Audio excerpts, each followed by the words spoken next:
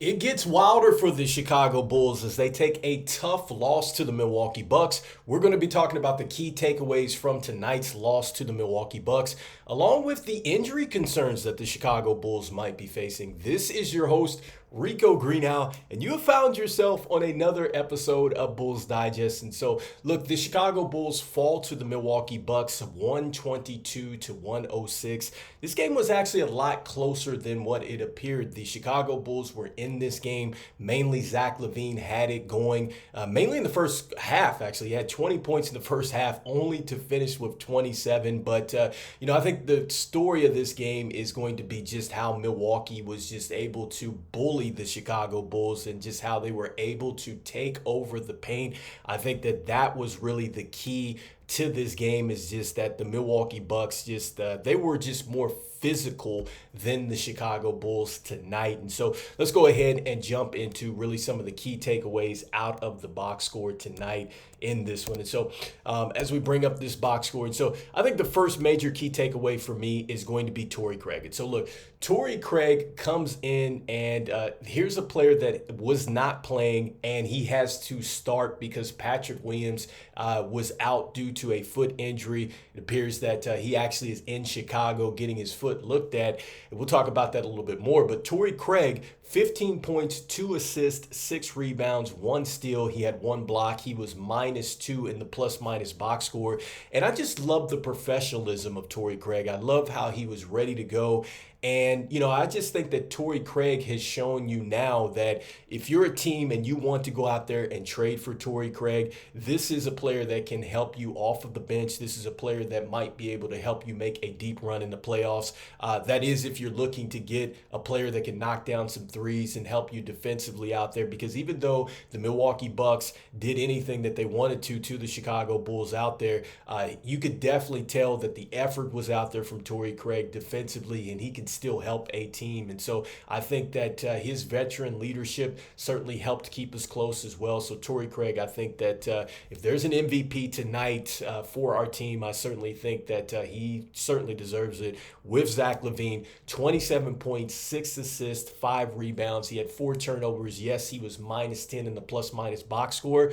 But, this was talked about in the ESPN broadcast that just Zach LaVine, his scoring, it becomes effortless at times, and he was making some tough shots to keep the Chicago Bulls in this game. At one point, he was the only one that had it going for the Chicago Bulls. And so as far as I'm concerned, without both Torrey Craig and Zach LaVine, that game would have been just a complete blowout. And so Zach LaVine does everything he can do, and I think defensively he was out there trying his best out there. Yes, the Bulls as a whole look terrible, but still I'm seeing the effort on both ends of the floor, and I love that about Zach LaVine this season. I'm going to just continue to say that, yes, he's rising back to the all-star level. I think that if there is a trade value and if a team wants to come out there and get him, I could see that because Zach LaVine is playing very well at this point in time, and I love the way that he's picking his pace. And so it's not like he's forcing the action. I talked about the low usage rate for him and Vooch, and they're playing within the team concept. So I love that both of them have just really come to this team, and they're trying to win, and they're also trying to ball out as well. So next up with Vooch, 14 points, the 6 rebounds, the 6 assists, the 3 steals, the 1 block, -4 in the plus-minus box score. And Vooch, the 3-point shot was not falling tonight. And just from the interior, as far as trying to score there, the Bucks have more length. And so you have Brook Lopez, you have Giannis down there. Like, it's a much tougher time for Vooch to get scores down there and try to get those mismatches. Like, you didn't see that as much as you saw in prior games. And so I think that Milwaukee did a good job there, even though defensively this team generally struggles. I think that they did a great job on Vooch making it difficult and really kind of taking him out of the game. And like I said before in the pregame, that Vooch is a player that once he has it going inside, I think that opens up another dimension for this offense, because now you have a lot more cutting and activity and action off of that. And they did a good job of taking that away, did the Bucks. And so next up, Coby White. And so Coby White, I think the major concern for me is going to be the injury and the possibility of him being hurt, because because he did go down. He was on the exercise bike, and this is something they talked about throughout the ESPN telecast. But he still scored 14 points, 2 assists, 2 rebounds, 3 turnovers. He had the best plus-minus box score today for us at 0. And I think with Coby White, the real key takeaway is that if you're wondering, is he taking a step forward? Yes, he's taking a step forward because scoring-wise, he's at a career high right now at 19.9 points per game. And they talked about his defense, and they talked about how that is getting better as well, how he's added some strength, and just the want to as a defender as well. And so I think you do see some of that in Coby White in today's game, that he's out there competing on both ends of the floor. As far as Josh Giddey today, look, 5 points, 4 rebounds, 3 assists, 2 turnovers. He was negative 15 in the plus-minus box score. I think that, it was just tough for Josh Giddey, and it was tough for the Chicago Bulls in general. But, for Josh Giddey, he had some open three-point shots. He was not able to convert those.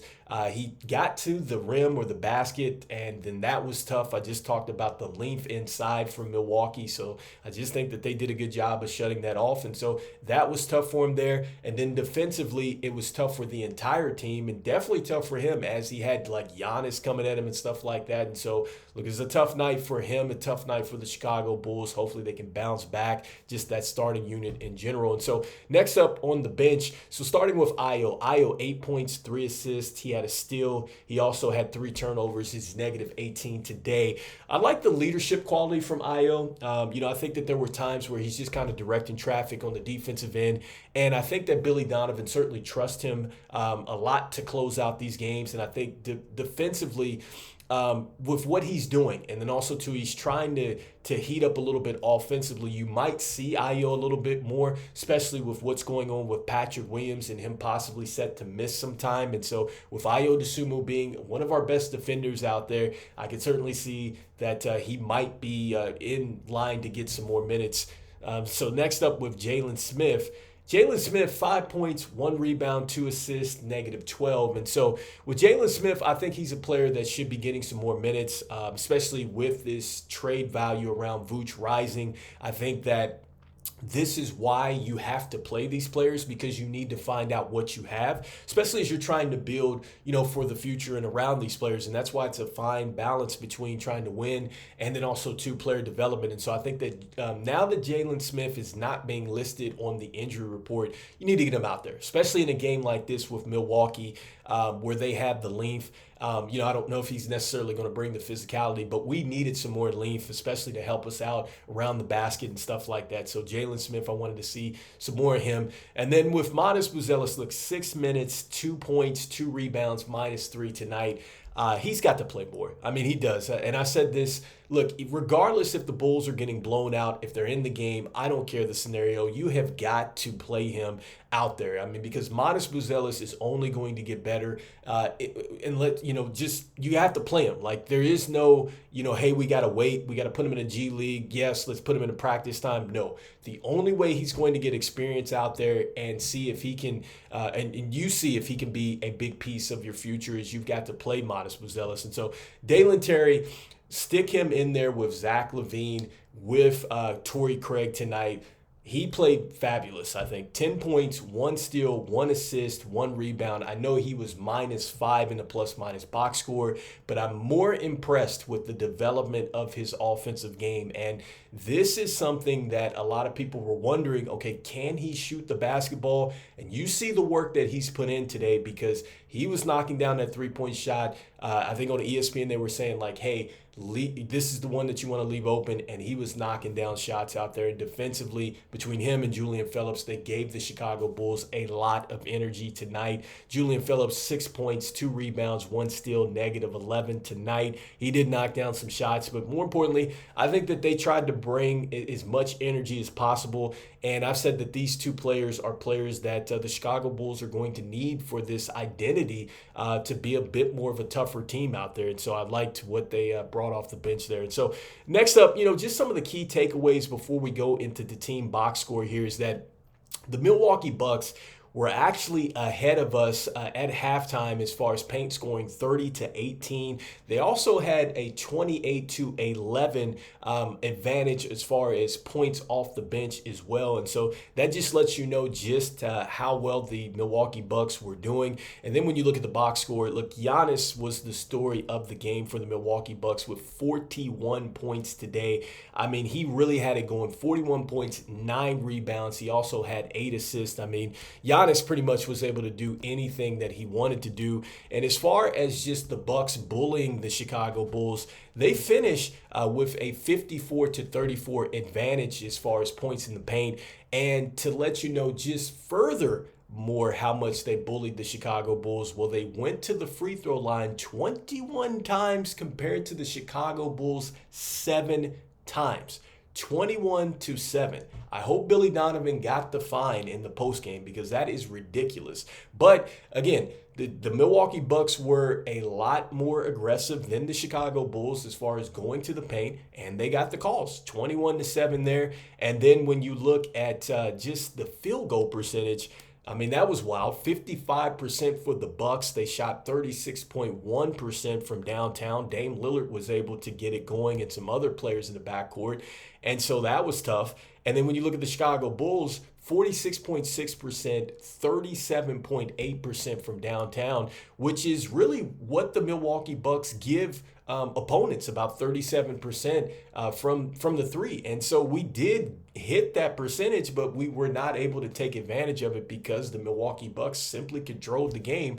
And anytime that the Chicago Bulls would put on that run, when we would go cold, they would simply continue to keep doing the little things, which is get to the basket. And some of these were turning into and one, so that hurt us too as well. And so, look, a tough one for the Chicago Bulls. I think that they physically just got beat up badly by the Milwaukee Bucks. And hopefully the Chicago Bulls can learn from this because, once again, I think that they did not come out with the correct energy and the effort because we were down in this game again and then we had to come back. And so the Bulls have got to do a better job of starting off games better.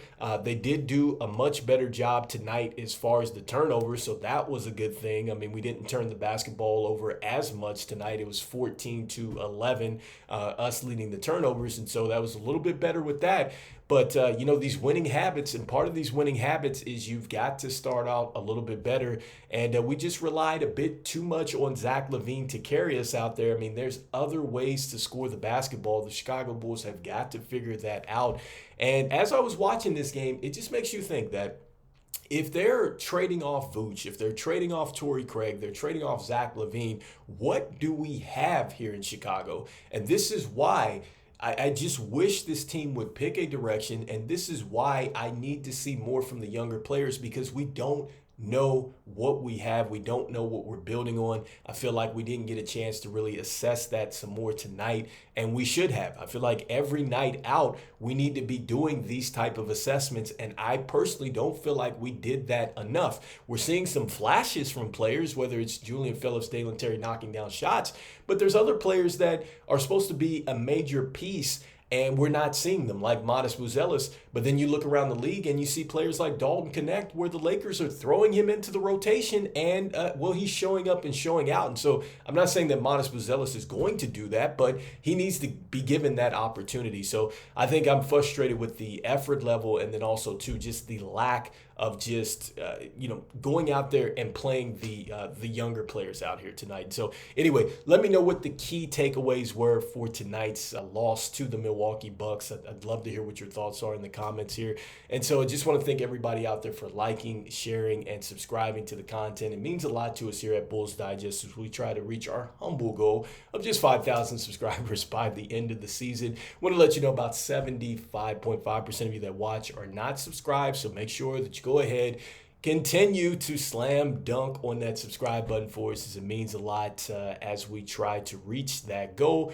And look, even though the Chicago Bulls yet again come out with the lack of effort, and we're still out here trying to figure out what we are trying to do as far as a direction for this team, and now we have injury concerns, I'm still saying go Bulls, and I'll see you guys on the next one. All right, peace.